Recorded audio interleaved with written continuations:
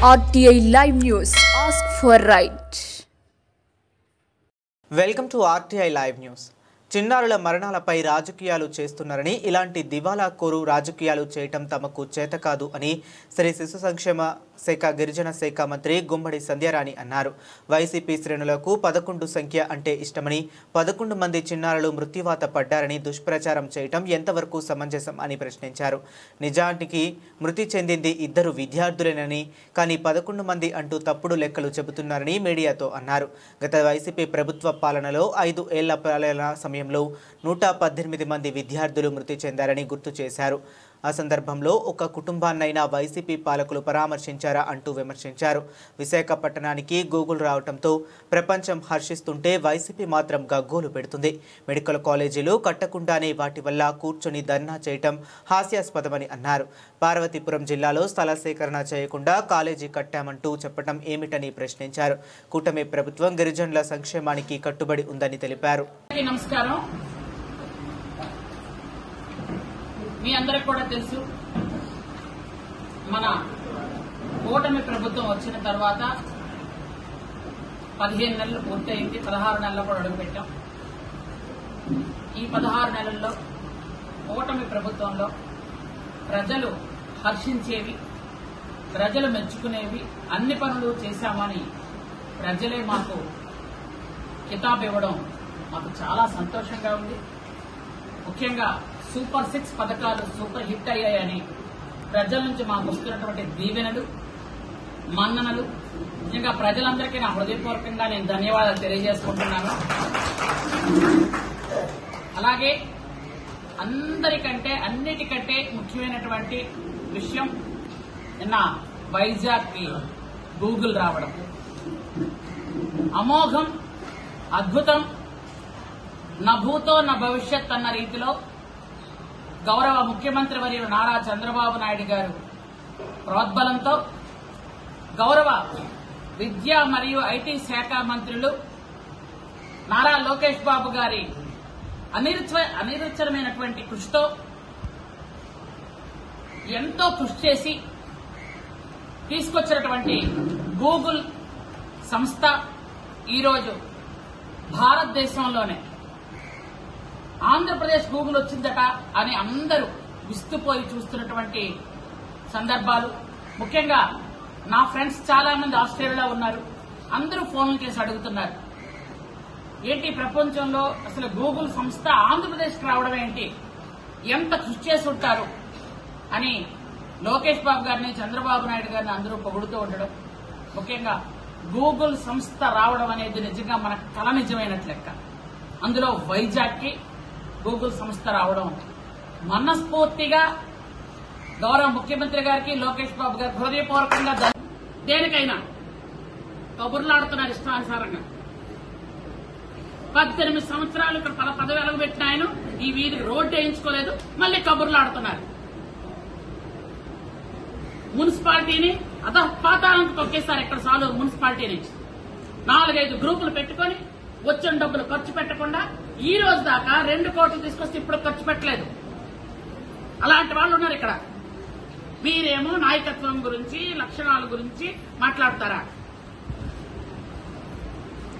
ఆయన అంటాడు, వీళ్ళందరూ ఒక బాస్ ఉన్నాడు కదా అక్కడ, ఆయన ప్యాలెస్ లో పడుకోకుండా అక్కడే పడుకొని అక్కడే కూర్చొని అక్కడే ఉంటాడు కదా ఆయన. గాడిదలు కాస్తున్నారా అని అడుగుతున్నాడు. నువ్వు ఇంతకుముందు ఏ గాడిదలు కాసావో ఆ వర్ణానికి, ఆ వర్గానికి చెందినవాడు అయి ఉంటావు. నాకు అలవాట్లేదు. నేను కేవలం ఎప్పుడు మనుషులతోనే ఉంటాను, మనుషుల మధ్యలోనే ఉంటాను, మనుషుల కష్టకాలు తెలుసుకుంటూ ఉంటాను.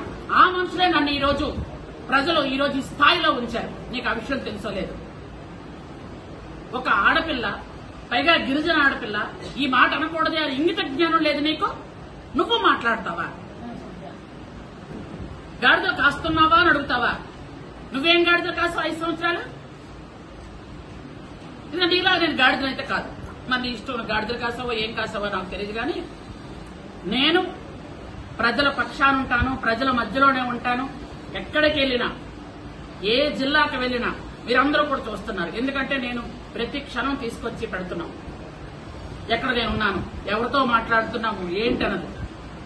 మీలా 11, 12 దాకా బయటికి రాకుండా ఏ అధికారులు ఉన్నారో లేదో తెలియకుండా అధికారులను తిడుతూ విలేకరులను తిడుతూ ఎవరిని పడితే వాళ్ళు కోపం పడడం నాకైతే చేత కాదు. అలాంటి లక్షణాలు లేవు. కాబట్టి మాట్లాడే ముందు అంతా వెనక ముందు చూసుకొని, ఇప్పటికే పరువులు పోయే రాష్ట్రంలో మీకు రేవంత్ రెడ్డి అక్కడ ఉన్నాడు, ఆయనకి ఎలాగో పరుగు పోయింది. మీరైనా ఈ జిల్లాలో ఆ మాత్రం కొంచెం మర్యాదతో ఉన్నారని అనుకున్నాను నేను. కానీ మీరు మొన్న ఎప్పుడైతే కట్టని మెడికల్ కాలేజ్ దగ్గర మీరు కూడా ధర్నాలు చేశారో ఆ రోజే నాకు అర్థమైంది, యథా రాజా తదా ప్రజ.